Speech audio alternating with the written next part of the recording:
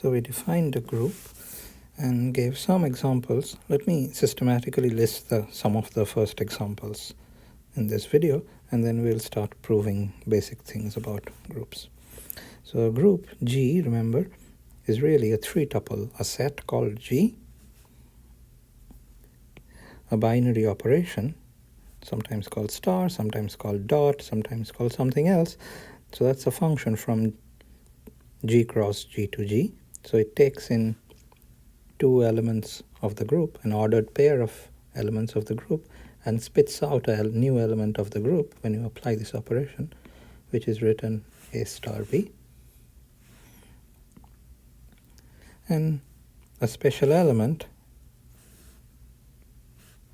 E, called the identity of the group, satisfying three axioms. Let's call them G1, G2, G3, so that we can refer to them easily. The first one is called associativity. It says that A star B multiplied by C on the right is same as B star C multiplied by A on the left. It's called associativity. The second one says A multiplied by the identity element in either order is A for every A in G. The third one says that given any element of the group, there exists another element in this group such that when you multiply them together, you get the identity in either order. And you see I'm referring to this star as multiplication, which we sometimes do. It's sometimes also called the composition law of the group or the group law of G. And we say a group G is abelian if A times B is B times A for all A, B in G. Okay, so here are the first examples that you have seen earliest in your mathematical education. The various groups coming from number systems. Just the integers form a group when the group operation is plus. So give me two integers, that's the group operation. Okay, so the inverse in this case, the identity in this case is 0. Because if you add 0 to anything, you get the same number back. And the inverse in this case is called not 3 inverse, it's called minus 3, etc. That's a group, so you can check the axioms G1, G2, G3. Instead of integers, you could use real numbers or complex numbers. If you have seen vectors, you could use Rn as the set.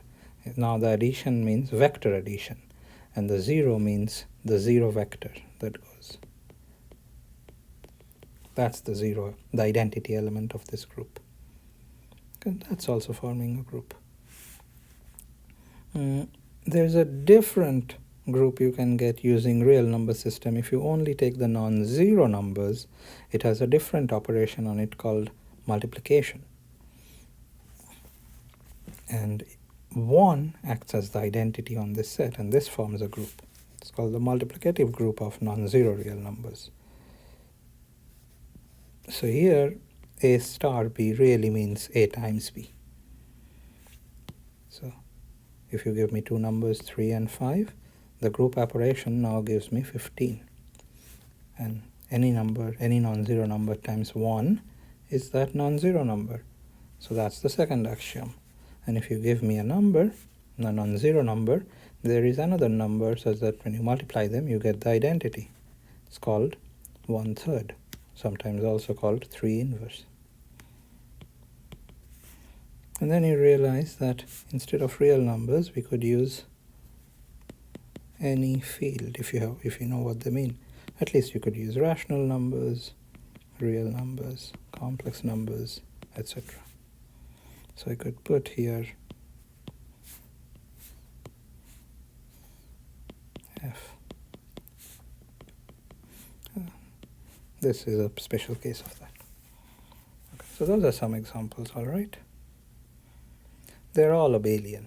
In all these cases, A times B is B times A. You could use other things that are number-like, for example, Z mod n.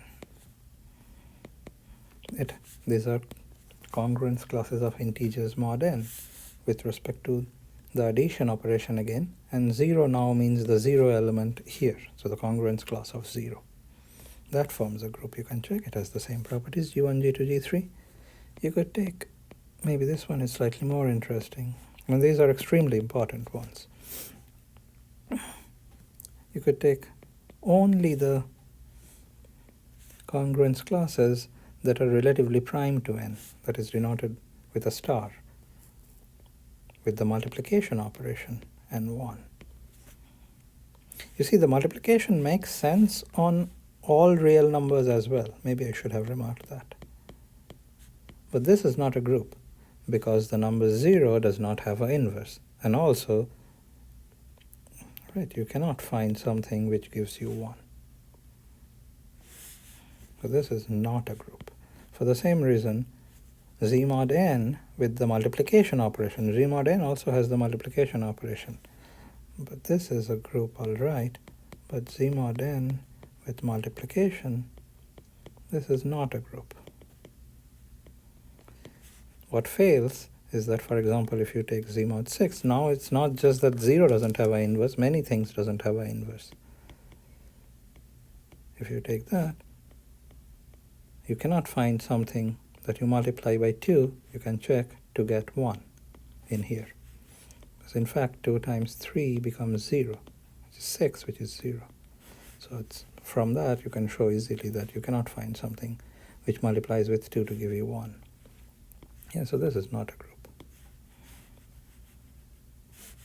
But if I only take the ones that are relatively prime to n, that does form a group under multiplication. So e.g., if you take Z mod 9 star, what do these come to contain? Contains 1, 2, not 3, 4, 5, not 6, 7, 8. And when I say 1, I really mean square bracket 1, but I won't bother making that distinction. I'm thinking of these as elements of Z mod 9 star. And in here, you can check that every element does have an inverse. So the group operation now is that 2 times 4 is 8, and 5 times 7 is 35, which when I divide by 9, I again get, but something is funny. I again get 8, right?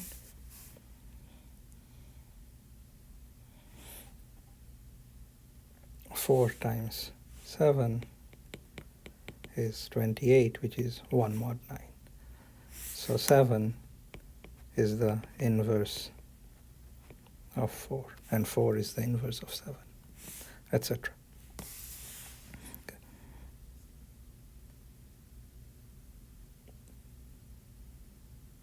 Then you have this very important group, also gets an asterisk.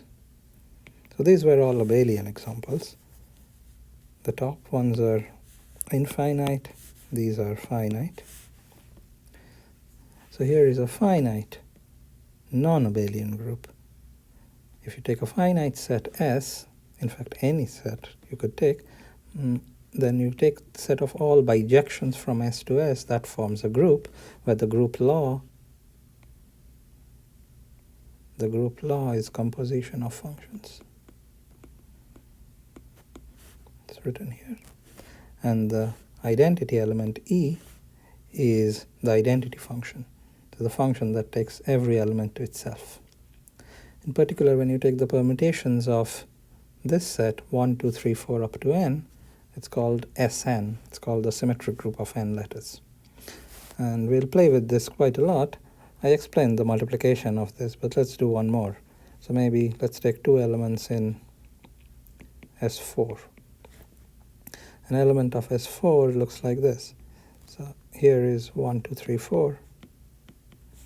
Let me give you a 1-to-1 onto function from 1, 2, 3, 4 to 1, 2, 3, 4. Maybe 1 goes to 2, 2 goes to 4, 3 goes to 1, 4 goes to 3. That's a function from 1, 2, 3, 4 to 1, 2, 3, 4. That takes different things to different things, 1-to-1 and on to. This function we denote by writing 1 goes to 2, 2 goes to 4, 3 goes to 1 and 4 goes to 3. That's just a shorthand. Take another one, maybe. G.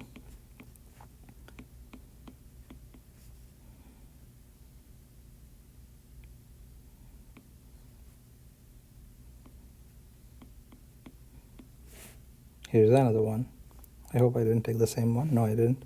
And now if I multiply them, what that means is that I applied F first and then G. So if you do this multiplication, this is again a function from 1, 2, 3, 4 to 1, 2, 3, 4. When you apply it to 1, what this means is G of F of 1. That's why I say first F, then G. So remember that the ordering is different. A little unusual maybe. But F of 1 now is 2. So this is G of 2. And then G of 2 is 2. So this is 2. So when I write G times F, 1 goes to 2. Similarly, let's track the other ones. What happens to 2? When you apply F first, 2 goes to 4.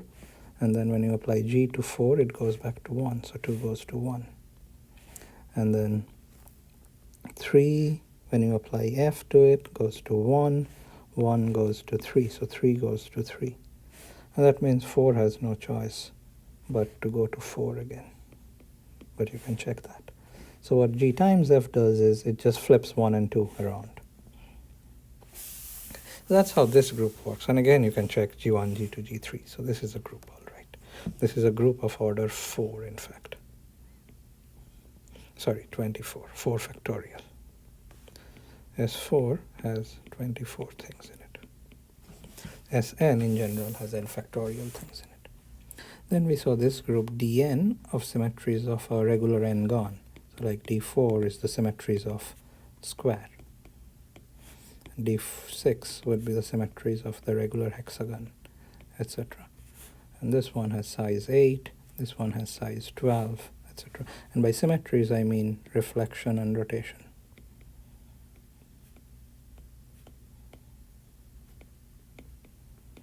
I'll give you one more super important example coming from matrices.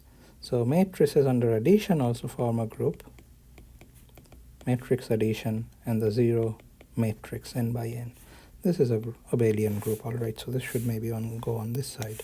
I'm putting the abelian ones on the left, but here I would take only the invertible matrices, what I should call maybe Mn R star.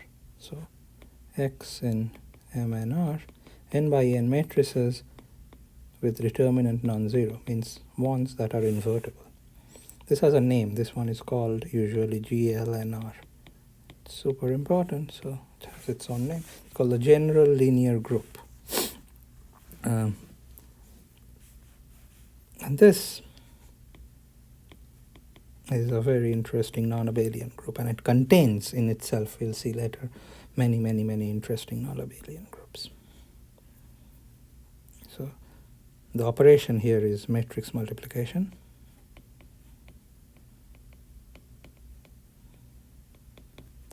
And the identity here is what you call the n by n identity matrix.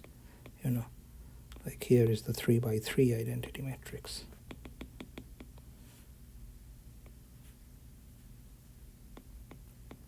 Ones on the diagonal, 0 everywhere else.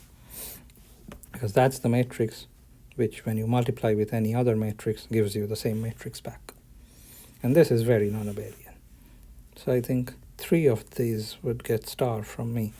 This one, because these are sort of contained in all groups in abundance, we'll see.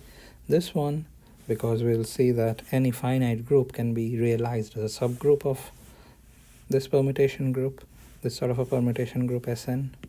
So these get very super important. And these ones, because these contain many very interesting examples.